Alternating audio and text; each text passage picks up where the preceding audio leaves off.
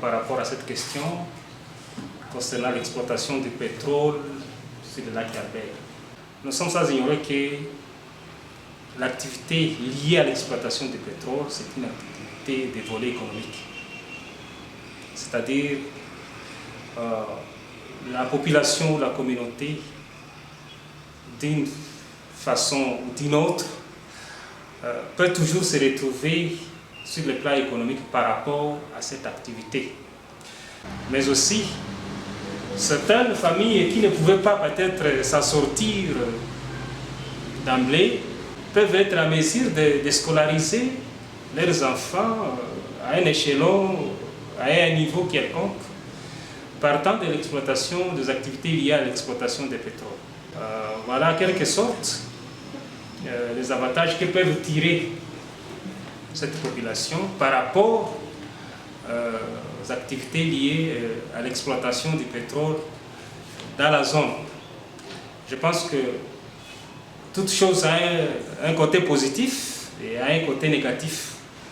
On ne peut pas dire que seulement le pétrole a un côté positif, ou soit le pétrole, l'exploitation des pétroles a seulement un côté négatif. Voilà parmi les aspects positifs de l'exploitation.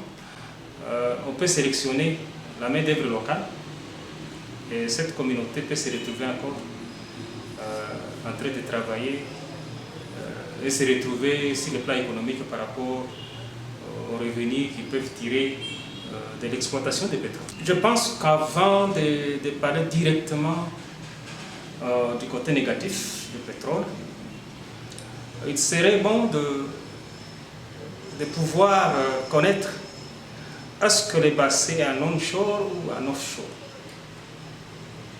Est-ce que le bassin, cette nappe de pétrole, c'est sous la terre ferme ou bien cette nappe est sous le lac? Et si cette nappe est sous le lac, ça demande une technologie appropriée, peut-être pour que ça ne puisse pas impacter l'écosystème lacustre.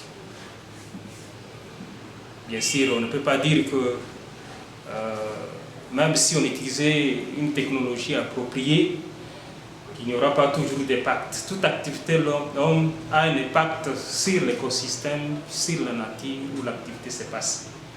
C'est pourquoi il faudrait savoir si le bassin est sous la terre ferme ou sous le lac. Deuxièmement, au cas où l'exploitation ne sera pas très bien comprise, avec toutes les technologies appropriées, nous voyons directement le lac être affecté.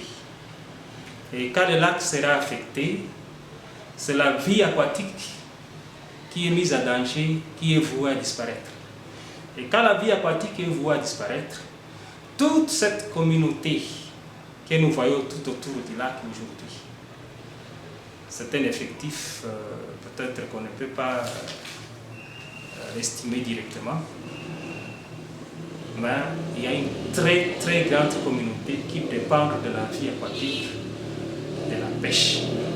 Et si la vie aquatique est affectée et que le lac perd sa capacité de résilience, c'est la vie humaine qui est mise à danger.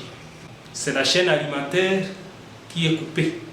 Alors voilà un des dangers de l'exploitation du pétrole si ce serait mal conduit.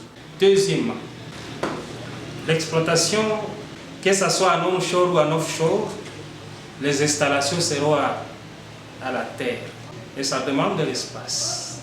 Et quand ça demande de l'espace, peut-être ce sont des espaces qui n'étaient pas habités par la communauté locale, ils seront voués à quitter cette zone. Et quand ils seront voués à quitter cette zone, alors qu'ils ont été là des siècles et des siècles, ils se sont acclimatés à cette zone, à ces climats, à ce mode de vie. Aujourd'hui, ils seront peut-être brutalement voués à quitter la zone. Or, nous savons les conflits fossiles.